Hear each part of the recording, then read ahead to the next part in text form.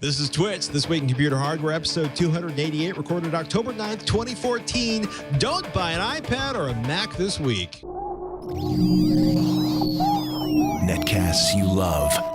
From people you trust. This is TWiCH. Bandwidth for TWiCH is provided by CacheFly at CACHEFLY.com. This is TWiCH, This Week in Computer Hardware, episode 288, recorded October 9th, 2014. Laptops get a speed boost from Nvidia. This Week in Computer Hardware is brought to you by Citrix Go-To-Assist, the #1 global market leader in remote support. Sign up for Go-To-Assist before October 10th to get another Citrix product free for 6 months. Visit gotoassist.com and get started. And by iFixit. You can fix it, and iFixit makes it easy with free step-by-step repair guides, high-quality replacement parts, and all the tools you'll need. For $10 off a purchase of $50 or more, go to ifixit.com/twit and enter the code TWiCH at checkout. Welcome to TWiCH, This Week in Computer Hardware, TWiCH's weekly show that aims to bring you the most useful, most informative, most engaging, most compelling, and most useful. Did I say that already? Well, information in computer hardware. We love tablets, we love phones, but mostly we love desktops and laptops. And today, ladies and gentlemen, Mr. Ryan Shrout himself joins us from a new location. Well, I don't know if it's really new. I'm sure I've done this show from my house before. Maybe not in this exact location. I've done but it what's here before, awesome I'm sure. is there will be puppy conversation in this show. I mean, literally, the puppies will be joining us. Yeah, they'll bark at something at some point, and everybody will hear that. So I was very proud of them. This was the first day I'd left them out of their cages while I was at work today, and I came home and nothing was destroyed that I know of, at least. So unfortunately, they may be destroying something right now that belongs to your spouse. It's very possible at this point. I was shocked and delighted to hear about the news from Nvidia, the new GTX Maxwell parts, Maxwell laptop GPUs, the 980M and the 970M. Quote, Mr. Scott Michaud, if there is one message that I get from NVIDIA's GeForce GTX 900M series announcement, it is that laptop gaming is a first-class citizen in their product stack. Before even mentioning the products, the company provided relative performance differences between high-end desktops and laptops. Most of the rest of the slide deck is showing feature parity with the desktop GTX 900 series and a discussion about battery life. This is kind of crazy. They're not equal yet, right? When you start looking at the parts there, but you're looking at, like, for the 980M, 1536 CUDA cores. For the GTX 980 desktop, 2048 CUDA cores. The GTX 880M laptop, which has been around for a little bit, also 1536 CUDA cores, but there's an increase in core speed and a pretty modest increase in performance as defined by teraflops. You know, you're still looking at 4 gigs. The memory rate is the same from the GTX 880M. What's the big difference then between the 980M and the 880M? Because when you're looking at surfacey specs, it's like, ooh, it's a little faster. Ooh, there's a little, like, 0.2 of a teraflop better.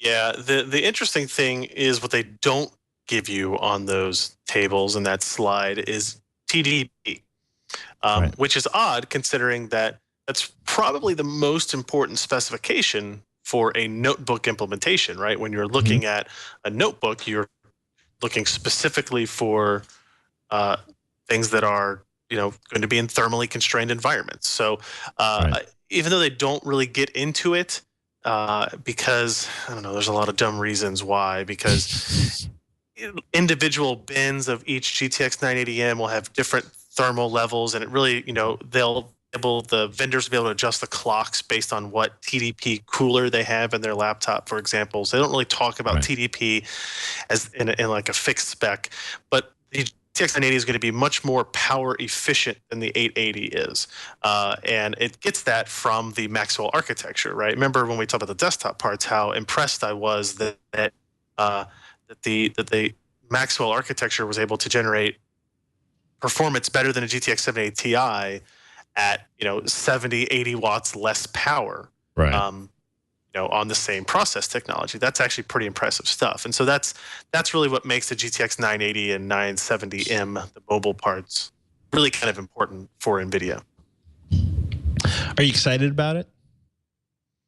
I actually am. We just we recorded a video today twice talking about the 980M. We got in an MSI GT72 Dominator Pro laptop, I think, using a single GTX 980M, and it's awesome. Like it's really nice. It's a really nice gaming system. It's about $2,000, maybe like $1,900, and it has a 1080p screen, and basically every game you can think of, you can run maxed out at 1080p on this machine, and it does so. And it has fans and it spins up, and you can hear it, but it's not super loud, and it's able to do it, plugged into AC at between 200 and 210 watts, depending on the game. That's not bad. When you say maxed out, you mean settings on ultimate, anti-aliasing jacks all the way up. Okay. I mean, it's funny because I'm looking at the 3D Mark 11 performance score, and it's funny because you look at the specs, and you think it's pretty much the same part, but we're looking at a 27% boost between the GTX 880M and the GTX 980M, and a 28% boost between the 870M and the 970M. Yep. That's in the MSI Revamp's Armory Gaming Laptops, the latest NVIDIA GTX 970M and 980M graphics write-up. Jeremy wrote that up. I mean, it's kind of funny because I'm looking at the keyboard on the MSI, and it's like lots and lots of LEDs, which is it's a Steel Series keyboard. Yeah. They make me giggle. I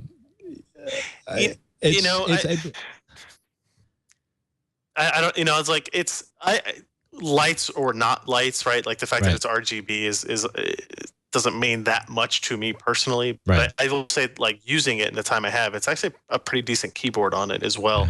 And for those of you that like to customize things, then you have that capability to do so, right? And we've even seen these, this type of design coming to the Cherry keyboards from like Corsair, right? We talked about last week or 2 weeks ago with their Cherry RGB keys. The Rev3 Games guys got one, and I'm actually going to steal it out of their lab later on to write it up for Texilla. But I'm laughing right now because at first they couldn't get the drivers to run. Then they got the drivers to run. They were trying to do a rainbow, and now it's got this sort of, it literally looks like this color. They've managed to tweak the 16 million color options into something that looks almost entirely like dog vomit, which I didn't think was possible. We're talking about the desktop keyboard at this point, right? The desktop keyboard at this point. MSI, I mean, it's funny because MSI has been doing some really nice gaming laptops. I thought this was interesting that they made the advances also, in part because a friend of mine who is an architect, or a friend of mine's wife who is an architect, is looking to buy a new literally mobile workstation. Does a lot of work with AutoCAD, a lot of work with some pretty sophisticated applications, plus does a lot of work in the Creative Suite, Adobe's Creative Suite.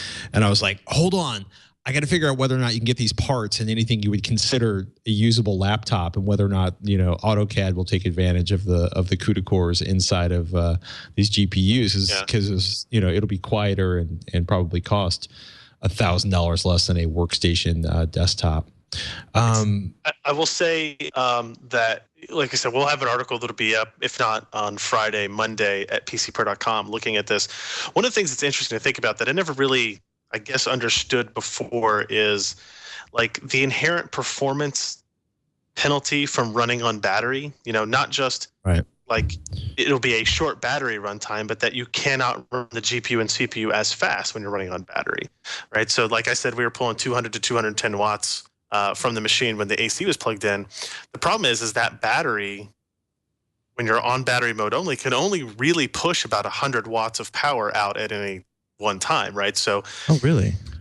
You are like the GPU scales down dramatically when you are running in battery mode. So, and it's not because it can't keep up. It's just that it doesn't have the power supply necessary to really push the clocks as high as it can go. So it's interesting, and the story will show, and we'll talk about it next week on Twitch, like you see performance cut in half when you unplug the power, right? Because your frame rate at the same quality settings kind of drops down in half because it doesn't have that much headroom that it can use. So Nvidia's GeForce Experience software kind of makes up for that by having a on-battery optimized profile for games, and though it sets the quality settings to the point where it will be able to run on battery levels smoothly. So it's pretty neat stuff. We'll talk about it. It'll be neat. I like neat. Neat is good, and it's funny. I'm also getting to the point where it's like, wait a minute, you'll spend $2,000 for a gaming laptop that'll actually have more than 3 or 4 hours of battery life, and a full size screen, and a full resolution, and I won't think it sucks. In theory, it's delightful and strange. Lisa Su is taking over president at AMD, or I should say AMD appoints Lisa Su as president. Rory Reid has stepped down. Scott wrote this up. A lot of commentary from Josh Walrath. This was unexpected that Reid would step down. If I may call him Reid. You may, Mr. Reid. It was very unexpected. I agree. And if listening in on the call as I was, there were a lot of analysts that, financial analysts. That's not really what we do here. We're much more concerned about the timing of the announcement, considering earnings calls like a week away or something like that, right? So I don't really see a concern with that, really. Lisa Su has been there pretty much as long as Rory has been there. Rory Reid, if I may call him that. And so they're kind of on the same page on all the strategies, right? And I don't really think we're going to see any major changes from this movement up at the top. I'd say it's a little bit interesting, right? Because he was the Rory Reid was only the CEO for like 2 years, and I don't know if you would call what he has done successful. Right, and the change in directions they've had with the move into the ARM ecosystem and that type of stuff, it is a dramatic shift. But I don't know if it's helped. I wonder if he was, I wonder if he stepped down just because he was tired of being beaten to death. And I'm not trying to. No, I'm not trying to. I mean, imagine you take Helm, it's a number 2 processor, just as it becomes clear that you're not going to be able to overcome the technological disadvantages of the size of, they without finding some sort of magic alien technology or the super genius Wile E. Coyote, they're not going to be able to beat Intel on performance. Nvidia stepped up their game. You're having issues with process, and correct me if I'm wrong with that one. So there's this huge series of battles to fight, or there's battles to fight in every direction. Plus dealing with Wall Street, I think sounds like one of the least fun things I've ever heard of. I would agree with that. The change at this time has provided some instability in the markets when regarding AMD. This is a company whose stock is at $328 right now, so it's down like $1.30. So it's lost like 25% of its value. It's just tough. It is. It's a tough spot to be in, and for the people watching this show that are interested in processors and graphics cards, and maybe tangentially in SoCs and tablet processors and that kind of stuff, I don't think we're going to see dramatic shifts in AMD's direction anytime. Just because sometimes when you see a CEO leave, it hasn't been there that long, it's because there's going to be a dramatic redirection of the company, and I don't see that happening really in this instance. It's still a really big company, and movements are not quick on things of that size. I don't know. Best of luck to Dr. Su and our hopes that AMD continues to create kick-ass GPUs. Yeah, it's interesting. Also interesting, I thought, was the Phoronix article. Quote, AMD will be cracking Linux Catalyst wide open next year, which actually is the PC Per summary title for that. Fairly large article on Phoronix, which is basically that they're just going to change their entire model for how the open source drivers are pushed forward. Unfortunately, quote, it's going to be a transition that will really only affect future generations of hardware. Perhaps the biggest change with AMD's, and I should point out right now that I am quoting Michael Larabelle from Phoronix. Perhaps the biggest change with AMD's unified driver strategy now compared to the information I had back in March is that it's actually going to result in a new kernel driver. The new open source AMD Radeon kernel driver is partially based on the existing Radeon DRM driver, but with various changes that have yet to be outlined. And it's funny, if you are interested in open source and GPUs, Phoronix does some pretty interesting stuff. For example, they link to in the article their 35-way closed source Linux GPU comparison and 60+ open source GPU comparison are quote likely of interest to you. Yeah, it's Radeon's become kind of a big deal in the open source community, to say the least, because of AMD's work on drivers. I will say, Phoronix, we need to talk about your iBlaster ads that pop up every time I open up a new page on your website. Yeah, I just got one of those too. Fair enough. AMD will also need to step up the game in general, considering AMD R9 290 open source support only recently started working, but even there, for these top-end AMD GPUs, reclocking code doesn't always seem to work right. So, and that's a year-old driver. I mean, how do you spend a lot of time? Do you spend any time in Linux? No, I probably shouldn't admit that, but no, not really. I think it's okay to admit that. I guess I won't say no time. We did spend some time on SteamOS and that kind of stuff. Right. Which is not quite the same thing, but it's going to be interesting, right? Because, I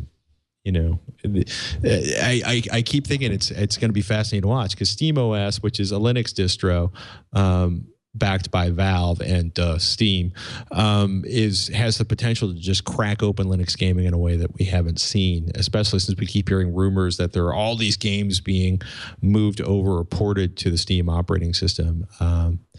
It could be huge, ladies and gentlemen. We probably will learn more at CES. Yet again. We love CES. Actually, I really do love CES. One last thing before we go, because I love to drive Burke completely insane by adding in news stories on the fly. It brings some sort of joy to my black little heart. But Lenovo is launching a couple of Yoga tablets. They announced, I guess, did they announce 3 new tablets today? Yoga Tablet 2 tablets running Android or Windows. You liked the Yoga tablets. What was crazy about this one, it is one of the Yoga Tablet 2 systems has a projector embedded in the side. I thought that was awesome, really? And hysterical and slightly strange. I actually really did like the original Yoga tablets that were running Android. I love the physical design. I love the battery life. The problem was they're running kind of an old version of Android and they never got updated, right? So the ones running Windows, that maybe is a little bit better option for everybody. Yeah. Okay. The Yoga Tablet 2, the Yoga 3 Pro, and yeah, 13-inch tablet with a subwoofer and a projector. I'm actually looking at another article up on the Next Web. Yeah, Yoga Tablet 2 Pro. 32 gigabyte Android powered 13.3-inch Yoga Tablet 2 Pro has a built-in projector which lets you beam 16:9 high-resolution images, including movies, directly to a wall or screen.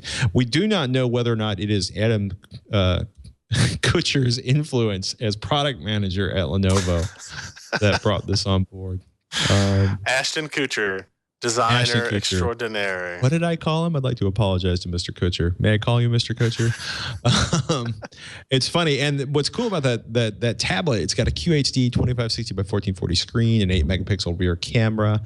It's a little subwoofer built in there. They're claiming 15 hours of battery life, and it's going to sell for $499, which is not bad. The Yoga Tablet 2 is going to be 8 and 10-inch models, both available with Android or Windows on board. Lenovo says some markets will get 4G. They're not talking too much about that. But the Android versions will be $250 and $299. And the Windows versions, because you're paying the operating system tax, will cost $299 and $399. So, and then there's the Yoga 3 Pro, which is a 13-inch QHD 3200 by 1800 Gorilla Glass screen. 12.8 millimeters thin, weighing it at 1.19 kilograms, which is about 2.5 pounds for those of you who don't think in metric. It's going to have a Core M processor. That puppy is going to run $1,349. So I'm actually kind of excited about that. 9 hours of battery life on that one. I like the Yoga tablets. I like the Yoga laptops. The Yoga 3 Pro looks very interesting. That, ladies and gentlemen, is the Yoga 3 Pro. So QHD Plus, because we need another resolution. And that's running Windows, by the way. So yeah. Lovely write-up on the Next Web. Lovely write-up on PC Per. And I'm not even going to get into, now that the Wall Street Journal's Digit section is reporting that Google will be making a phablet. So it must be true. Oh, one last thing before we take a break for our first sponsor. If you're thinking about buying a Mac or an iOS tablet, an iPad, stop. October 16th is the announcement for the next generation of iPads, new Mac announcements, and possibly, ladies and gentlemen, brace yourselves for impact. Apple TV. So put down that credit card, step away from apple.com or the Apple Store or anywhere you are that sells Apple products, and just do me a favor and wait a week. Don't be Leo Laporte. Don't buy that product so all of us can buy it for a considerably less amount of money. Actually do. Somebody's got to do it. Yeah. I've been looking at the iPad minis. There's potential there as a car tablet, but that's a whole nother conversation that we don't need to get into right now. What we do need to talk about right now, ladies and gentlemen, is GoToAssist.com. They are one of the sponsors of today's episode of TWiCH, This Week in Computer Hardware. They're the #1 market leader in remote support, and if you sign up for GoToAssist before October 10th, you get another Citrix product free for 6 months. Really, just go to GoToAssist.com and get started, because I know if you're in IT, if you're a sysadmin, if you're part of a small company that is sort of realizing that maybe making the computers work is going to be your job, you should check out GoToAssist. It's really simple. It's remote support, easy cloud-based remote support that lets you and your IT team, which may be you and your cat, solve problems faster, or maybe you and 20 other people. But GoToAssist gives you the tools you need to manage clients no matter where they are, in the building, across the country, around the world, from your tablet, from your desktop, from your laptop. You can share your screen to diagnose and fix problems together. You can use it for remote access in the middle of the night when those pesky clients are asleep. Or at least you can dream it. But you can use GoToAssist apps to deliver support anytime, anywhere. If you work in IT, ladies and gentlemen, I want you to try GoToAssist.com, and it's really simple. Sign up for GoToAssist today. Get yourself another Citrix tool free for 6 months. You go to GoToAssist.com to get started. Do it before October 10th if you want the free deal. And do us a favor, ladies and gentlemen, GoToAssist.com. Before October 10th, get another Citrix products free for 6 months. We want to thank them for their support of the program, especially Ryan. Ryan's got his big thank you sponsor smile on. Well, he had it on. That thing you saw there wasn't the thank you sponsor. That's the thank you sponsor smile. In any case, before I get myself into bigger trouble, Sniper Elite 3 Performance Maxwell versus Hawaii DX11 versus Mantle. Talk to me about what Sniper Elite is. For those of us, pretend for a moment that I am a gamer or non-gamer that has never heard of Sniper Elite 3. Is it the new something? Sniper Elite, the Sniper Elite series is exactly what it sounds like. It is a game where you are primarily a sniper, and you also have some stealth mechanics and that kind of stuff as well. But you are primarily a sniper. You know what's interesting is that the thing that it's most well known for is its very graphic not descriptions. It's very graphic depictions of bullets going through people. Like you actually get like an X-ray view of the person as the bullet is going through them. It's kind of weird, but it's kind of so they're basically it's just cartoonish enough to be funny rather than disgusting. I'll take your word for it. I understand. I totally understand. Cue redness this game's here. Yeah, this game's been out for a little bit, but the reason we wanted to look at performance of it this week was they released a patch to Mantle support in the game. So Mantle being AMD's kind of proprietary API, we wanted to see what kind of performance gains we got with that. So we ran through just a handful of tests, 2560 by 1440 as well as 4K with the two newest GPUs from Nvidia and the two newest GPUs from AMD. So you got the GTX 980 and 970 and then our 290X and 290. I would say the general rule that what we came up with in the single GPU results is that in DX11 mode, GTX 980 is a little bit faster than the R9 290X, like 100 versus 105 frames per second, like that kind of small difference in performance, right? So that's okay. That's fine. But what happens is when we turned on the Mantle version for the AMD parts, it actually gave it enough of a performance boost to, again, just barely be faster than that NVIDIA part. So if you look on that result, you kind of see. The Mantle's working. Barely. Mantle is doing something, right? In this case, you're looking at about 7 to 8% performance on the 290X, and on the R9 290. That performance scaling does go down a little bit at 4K. The benefit you get for Mantle is a little bit lower with 4K, which is kind of what we would expect. It's less CPU bound, more GPU bound, and that type of thing. So what Mantle has done in this game is given AMD a little bit of a victory, if you will. The downside is if you go to our SLI and Crossfire results, Mantle in this game does not have multi-GPU support. Remember that for Mantle, Crossfire needs to be implemented at the game engine level. It is not a driver level thing anymore. So it's up to the game developer to implement multi-GPU support. We talked about this a bunch at CES, where the idea was that the place that was probably going to benefit from this the most was like massive multiplayer games. So I'm curious that something that's relatively, I'm not going to say first-person shootery, but chose to put Mantle in place. Did you expect more from Mantle, or is this just sort of a edge kind of case for it? Not really. Like, keep in mind, we're only testing one processor and 4 different video cards, right? And what you'll see is, based on what I've seen AMD and the developer really talk about, is that if you look at lower end processors on lower end GPUs, you will see a little bit more scaling than what we saw with our higher end stuff.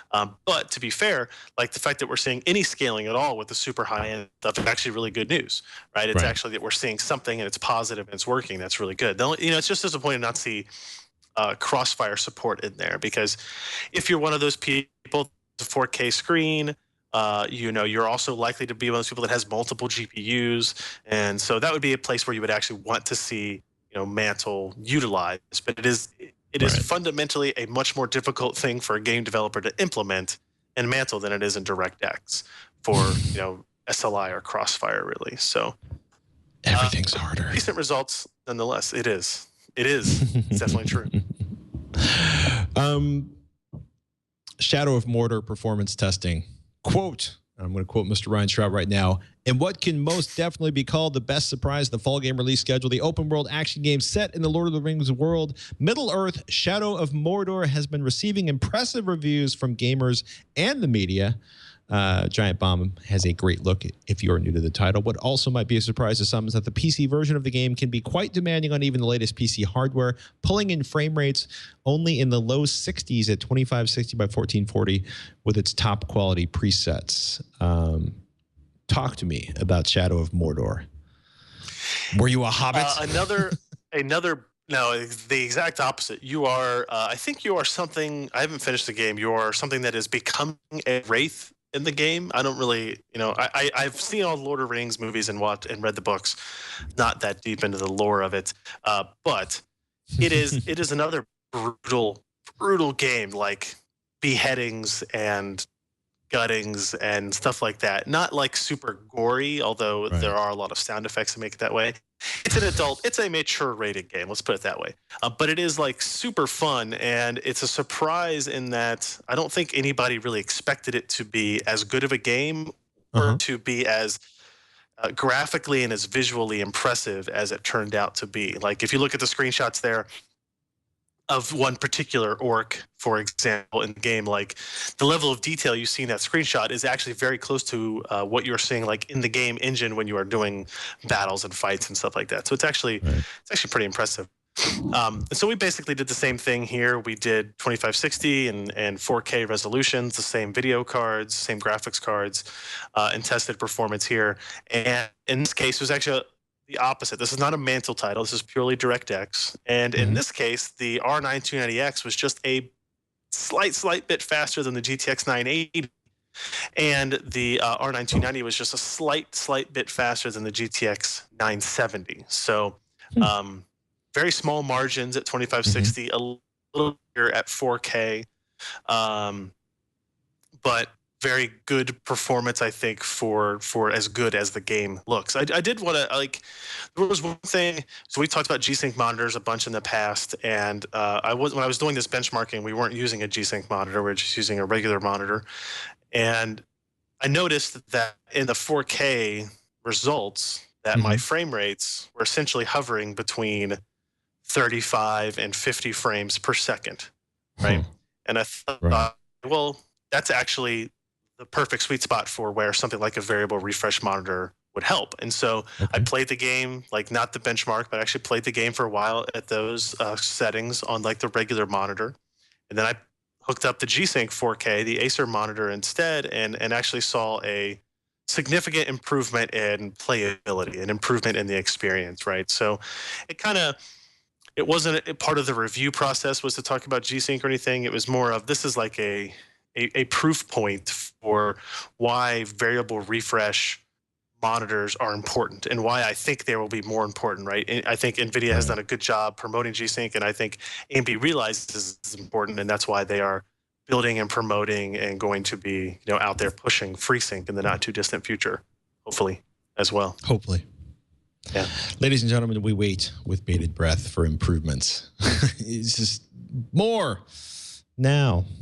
It's kind of funny. I finally got hands-on with an X99 system with one of the new Haswell eGPUs. It was interesting. So we built it for one of our editors, dropped about $2,900 on it. And it was interesting in that it was about 8 to 10% faster than last year's $2,900 system, which did not have Haswell E or DDR4, though we haven't done some extensive 4K testing. I wanted to ask, have you done any 4K testing on DDR4, and did the additional bandwidth help things out? I cannot say I have, no. What was kind of amazing is when we looked at moving operations, because there's like 32 gigabytes of RAM on this machine. When we moved to operations from the SSD to rendering these Adobe Premiere files. Basically, it's a file, and they do a series of filters and renders. It was crazy because we did a 20% reduction in the time it took to render by moving that from the SSD entirely into system memory.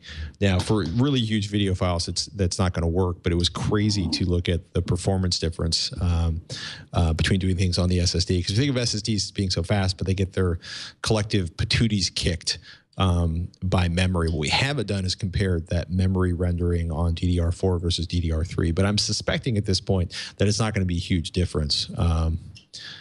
It's early in the lifespan of DDR4. It's so early. I would also like to report that the $2,900 system was 14 times faster. The same file that took a minute or a minute and 10 seconds or something to render, 90 seconds to render on I believe it was 90 seconds to render. No, 71 seconds to render in the most optimal conditions on that $2,900 system. It took 14 and a half minutes to render it on our $400 gaming rig. See? And people always talk about there not being a reason for compute upgrades. Yeah, let me tell you something. If you're video editing, we've said it before, we'll say it again, just take all of the cores and all of the CUDA cores and throw them all at your system along with more memory. Yeah, I mean, that $400 gaming rig, great for for gaming, because it's only got 2 cores and 4 gigabytes of memory, but suddenly I want to like quadruple the amount of memory in it. Man. And it's got a standard hard drive, not an SSD. But it was good finally. Well, so often we look at benchmarks and it's 10%, it's 7%, it's 8%. But this was like a 14x performance increase for a mere. You try real hard, you could make discrepancies like that show up for sure. and you know, I've seen large companies do that intentionally. Which brings me to, that's my way of saying I like X99, but I don't need it yet. Asus Maximus 7 Formula Z97 motherboard review. Maury Titleman, yet another glorious X99 motherboard. Republic of Gamers rocking the ROG from Asus. You either love the look of this or you don't. And what do you fall on? Tell me the truth. At this point, you know, I finally realized the real reason I want an X99 motherboard when, you know, the prices get to some place that are affordable for the likes of me, for the ilk like me, is the 10 6 gigabit SATA ports, right? You know, group 6, group of 4, the 14 USB ports, you know, it just makes me so happy. I can have all of the connectivity. You know, this is it's a little Ferrari for me, and maybe it's because I'm a Subaru kind of guy. But there's a lot of red and black here, and a lot of hidden.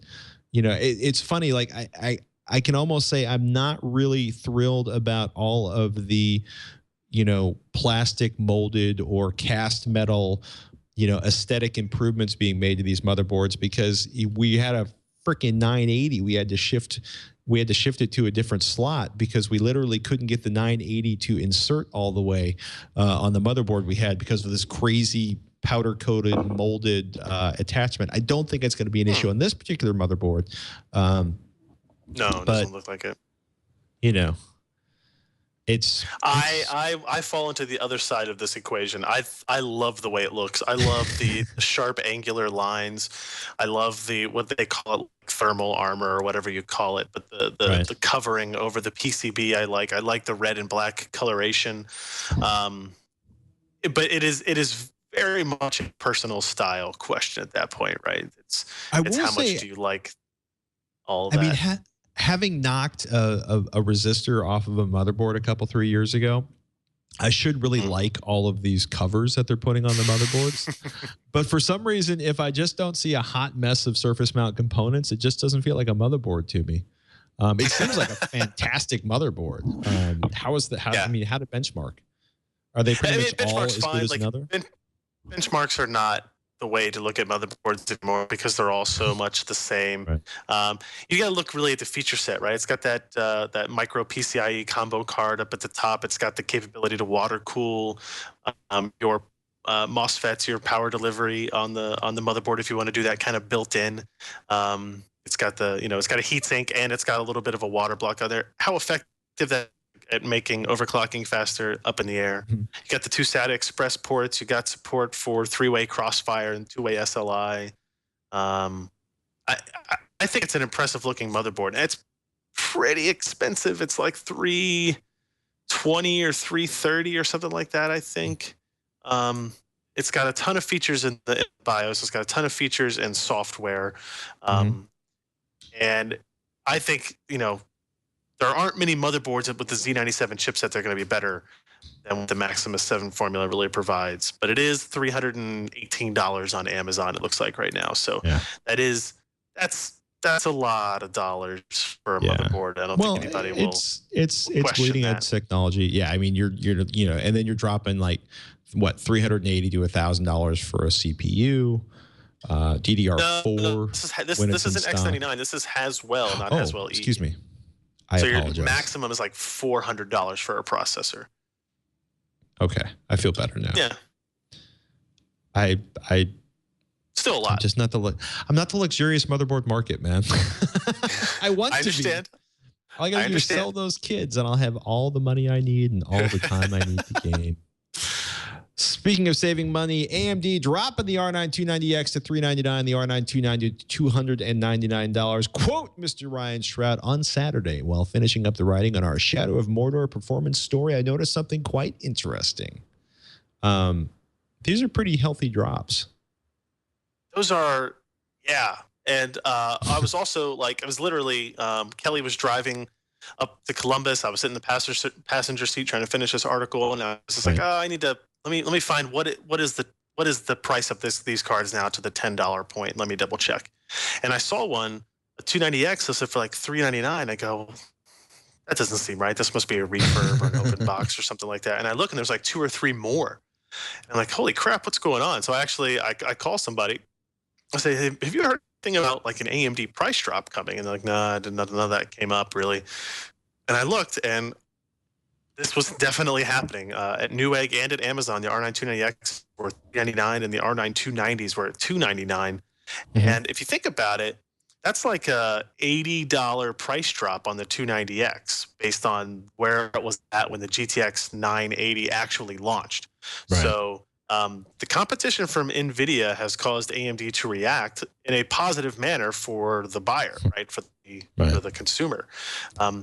And it really puts a twist on particularly the GTX 980, because the GTX 980 is now $150 more expensive than the R9 290X. And I think like last night when we were recording our podcast, I'm going to double check here because I don't want to be wrong about this, but I want to say that there was $369. Yeah, I'm seeing two for $369, one for those are Radeon R9 290X cards. Yeah, these are full, and actually with a rebate, there's one for $349.99, an XFX 290X custom cooler model that's $379 before rebate and $349 after rebate. That's $200 less than a GTX 980. That's kind of crazy. So does this mean that AMD was holding the price up for as long as they could to make as much money as they could, or that they are now undercutting the GTX 980 and losing some money to try to, hold market share? Probably, I would assume probably both. Oh, really? I don't think they're losing money on these parts right now. Which would in turn mean that they were all of that extra money they were making was profit. I think they're probably cutting their margins down to the bare minimum at this point. Mm-hmm. Their whole goal as a company is to get market share, right? And that is what Nvidia has in spades that they are trying to take away from them. And it's one of those things where they come in and they look at the reviews for the GTX 980 and they go, wow, all these reviews are really positive, and people are talking about performance is close, but power is way better, and we're only like $20 or $30 less expensive. Let's fix that. I would have expected them to do that. I would not have expected them to do that to the degree that they did. Right. Like if this had been $449, I think this is still a very reasonable argument to have about which card is the better card for the money. Now it's very clearly that if all you are concerned about is performance per dollar, that R9 290X is the best card out there. Like $349, if you can get one at that price, that's almost the price of a GTX 970 as well. So let's talk about the 970 versus the R9 290, right? So there's a $30 VIC between those two. How are you feeling about the 970 versus the 290, assuming that power consumption is not a particularly strong issue for you? This one is still closer. Right. So before this price drop, the R9 290 was like $349 or so, $359. So it's only dropped like $40, $50. And now it's basically, instead of being $30 more expensive, it's now $30 less expensive.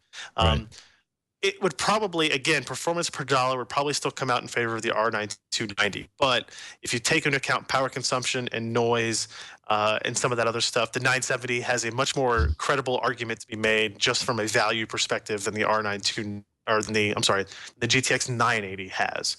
So AMD was much more aggressive against the 980 than they were against the 970, it seems.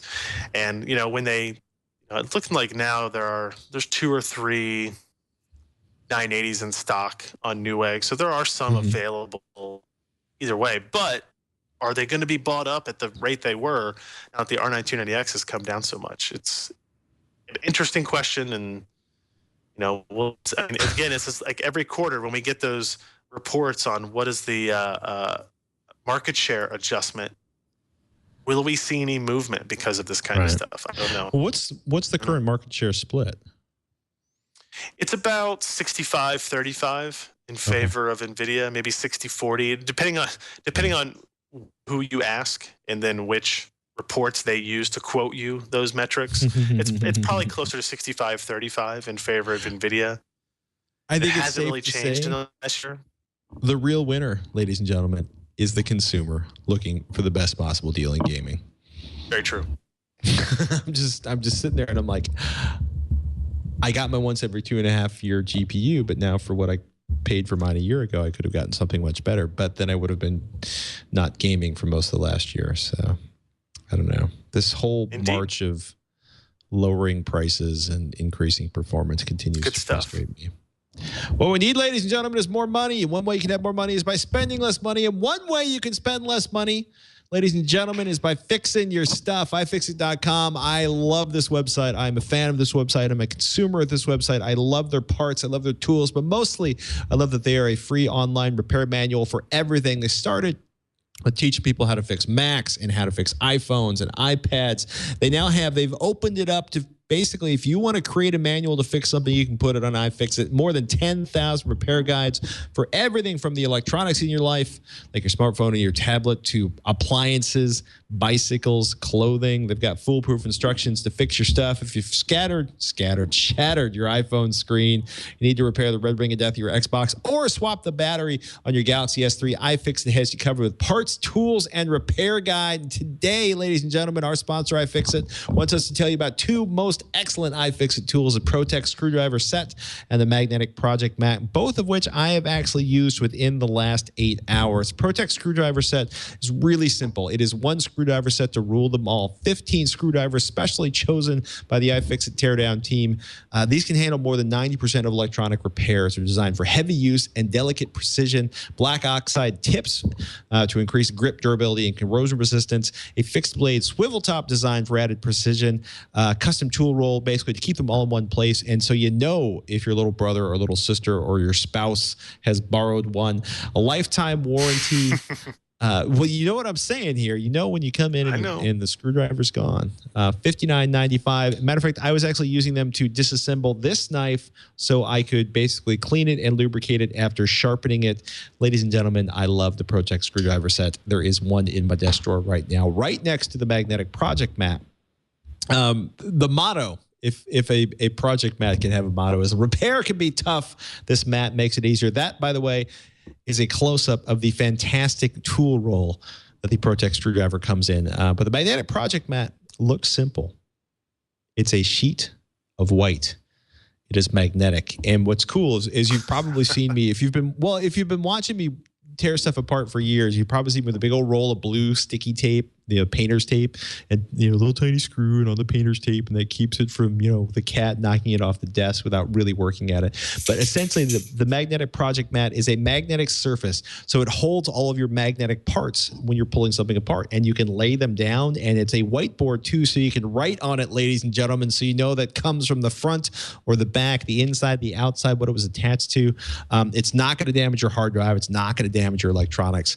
It is $19.95, and it is super useful. It is the magnetic project mat. And I hate to sound a little infomercially, but I love these. I love these tools. iFixit makes good stuff. I've been using their tools for years. And again, I used it just today, ladies and gentlemen, ironically, to repair something that is decidedly not electronics. With iFixit, you can fix it for yourself. Visit iFixit.com/twit for more than 10,000 free step-by-step guides. iFixit also sells every part and tool you'll need. Enter the code TWiCH, that's TWiCH, when you check out. You will save $10 off any purchase of $50 or more.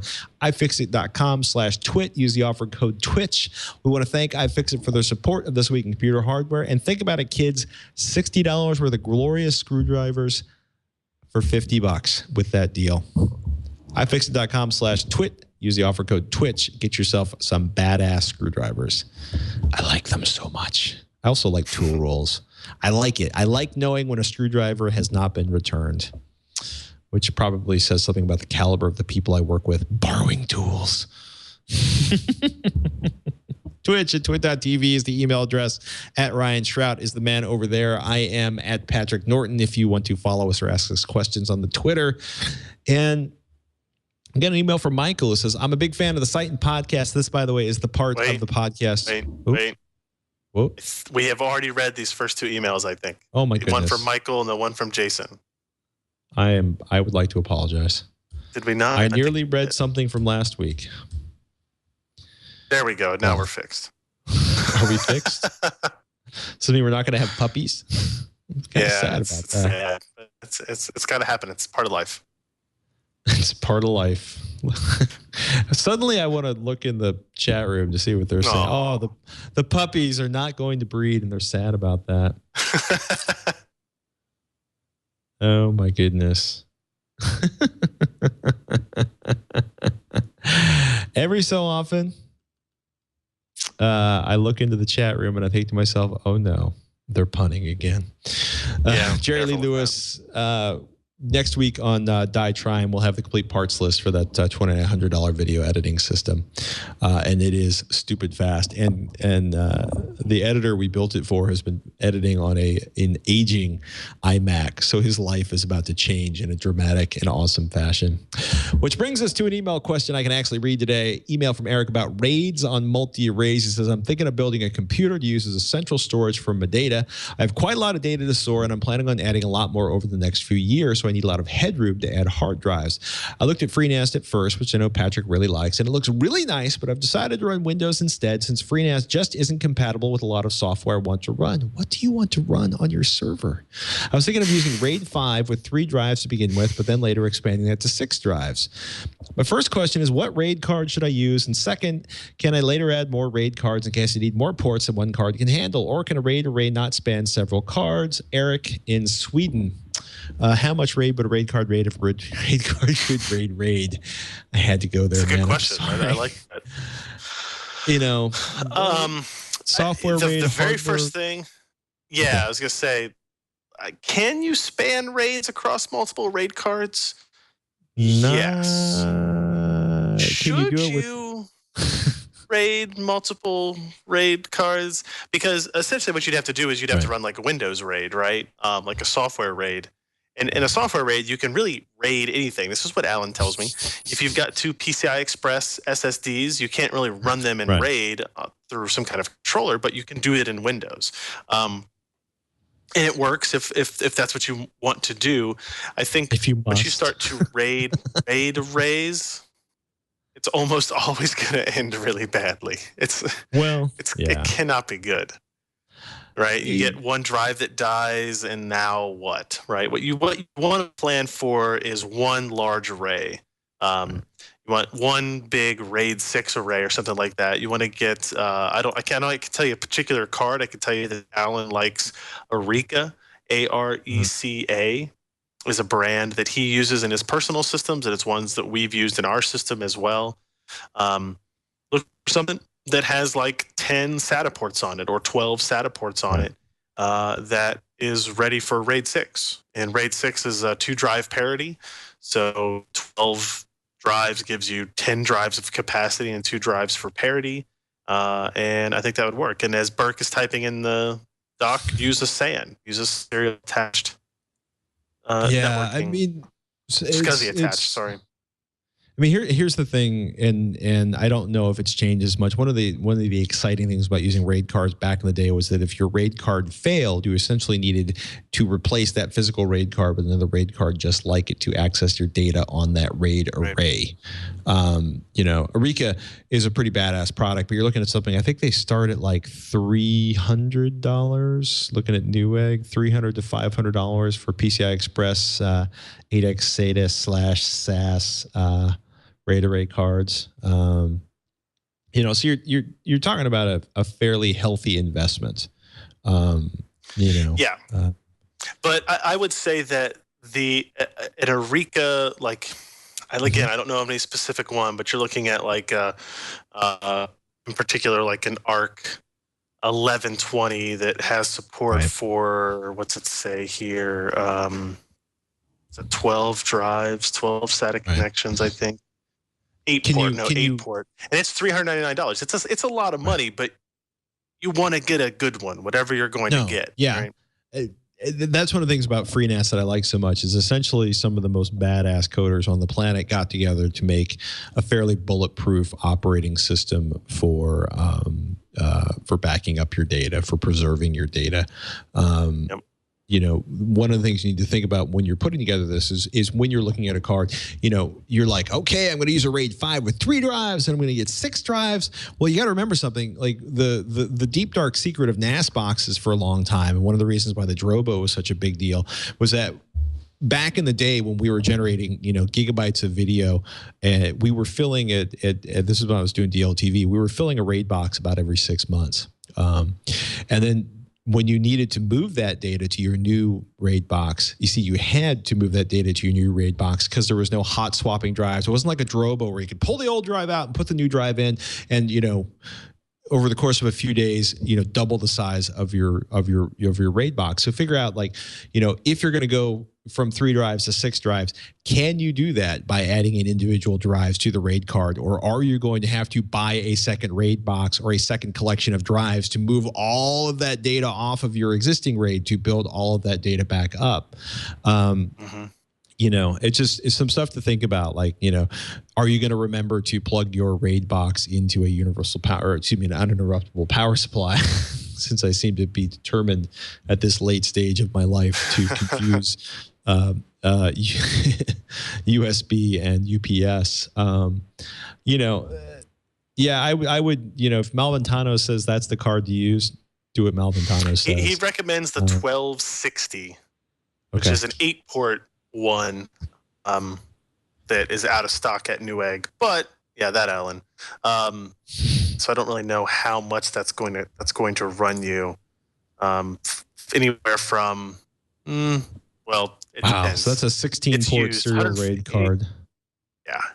Yeah. So I mean, there are a lot of options out there. And I would not plan.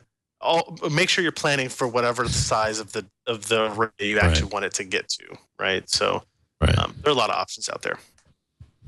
You might still want it. FreeNAS is still an option. I'm just saying. Or I agree. If you're willing to spend a few hundred or $1,000, getting a dedicated storage attached network box is not a bad idea either. There have been some issues with some of the operating systems being hacked, but if you keep things up to date, and of course if the vendor keeps things up to date, you should be in pretty good shape. It's something to think about. Because there's nothing more emotionally fraught than losing terabytes of data you have a deep, intimate relationship with and you can't get back. So remember, just throwing stuff. It's worth pointing out, like just throwing your stuff on a SAN in your house or on a computer with a RAID card is not a backup system. It is a single backup. It is storage. 3 copies. 2 different locations, at least 1 offsite. Well, 3 copies, at least 2 different medias, at least 1 offsite, and automated, preferably. Well, you laugh, but there's a reason we love CrashPlan so much. I only laugh because I appreciate the information, the news. Sorry, and it needs to be repeated because. Yeah, no, I probably repeat it too often. And by the way, if you haven't backed up your data off your laptop, your desktop, do it right now. Because one of you right now listening, your hard drive, your SSD is going to drive. It's just statistically, it's going to happen. Do we have time for one last question, Mr. Burke? Can we get a Malventano cat if we have time? I think we do. There you go. Do you want to use the GPU dilemma or the mixed SSD RAID? They're both so delightfully evil. Let's do the GPU dilemma. We already did one storage. We'll save that other storage for next week. Brian says, hey, Ryan and Patrick, huge fan of the show. Love the work you guys do everywhere. Thank you so much, Brian. To the point, recently I sent off my EVGA GTX 670 for the win for RMA after it started blue screening in Windows with a code 43 in the device manager. Hate that. Well, EVGA is sending back an EVGA GTX 770 SC with ACX, which I'm happy as hell about, but I had planned to sell the 670 when I got it back and asked myself for Christmas and birthday SLI GTX 970s and maybe a 1440p monitor in there somewheres if I'm extra nice to myself this year. So do I seek out another GTX 770 like I'm getting or sell the 770 and get the GTX 970s? Let me say that sentence one more time. So do I seek out another GTX 770 like I'm getting, or sell the 770 and get the GTX 970s? A sentence I can barely say without braces and could not have said with braces. I just want to revel in not having braces. Core i5 4960K, 16 gigs at 1333 Patriot G-Skill Sexter 5, Gigabyte Z97 Gaming GT arc welding power supply unit, which I think he means is super big. And he thinks he's going to stick with EVGA cards for now on, by the way, LOL. So what do you think? Keep the GTX 770 and get his SLI on, or get the 970? So I mean, here's the issue. 970s are going to be about $350 a piece. And you're going to buy 2 of them, which is going to be $700. And you want to get that 1440p monitor. Maybe the G-Sync one. That's going to be $800. Maybe not. So, less than that. I'm looking right now, and you can get a GTX 770 superclocked EVGA for $269 or so. Which is, it's interesting, right? Because you're talking about a 2 gigabyte frame buffer card, whereas the 970s will have 4 gigs each. You're talking about the price of a 770 versus a 970 when they're both in stock is only about $70, $60 to $70. And if given those two options, I would say buy a 970. But if the option is to buy one 770 or then to buy two 770s, or I'm sorry, two 970s, it's a significantly higher investment. I don't know. I still think the 770s have a lot of life in them, right? They're not as power efficient, but they have very competent performance levels, especially when you're running them in a 2 GPU SLI configuration. And if you can save $350 because you're only buying one older card instead of 2 newer cards, then maybe you can afford to get a little bit better monitor for that 1440p, right? Or you can actually make sure you have enough money to buy that 1440p display. Come Christmas time, if you're really antsy and you're really egging on to get those 970s, you could always sell the 770s then. They won't be worth as much money, I'm sure, in the aftermarket world, but you'll still be able to sell both 770s and upgrade to 2 970s then, if that's something you feel like you need to do. But I don't know. I think 2 770s is going to be a heck of a system for a 1440, 2560 by 1440 gaming configuration for sure. Yeah. I would like that. I mean, and you've got the only thing I'll say is 770s are one of the parts that have been discontinued, right? So 780 Ti, the 780, and the 770 have all been discontinued. So whatever 770s are out there, that's all that's left, right? They're not going to make any more. So if you do want to do that, go ahead and get in there and start looking and seeing which options are available, either at Amazon or Newegg or wherever it is you end up deciding to buy from. Buy quickly or be lurking on eBay later in life. Yeah, I was gonna say, or you're gonna be one of those people buying a used part like other people might from you in the not too distant future. So I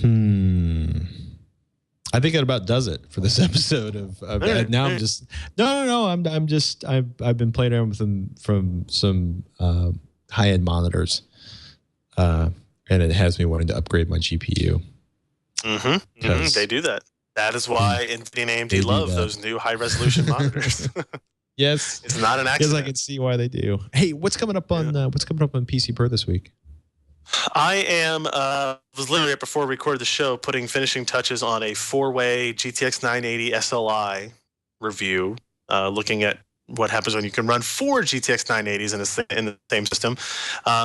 It's hit or miss depending on the title. Probably not worth the investment of 4 GPUs, but I will say you can run 4 GTX 980s under 900 watts, and that's pretty impressive. That's and then pretty also awesome. Yeah, it is. We just got in the Acer 1080p G-Sync monitor, so we're going to be taking a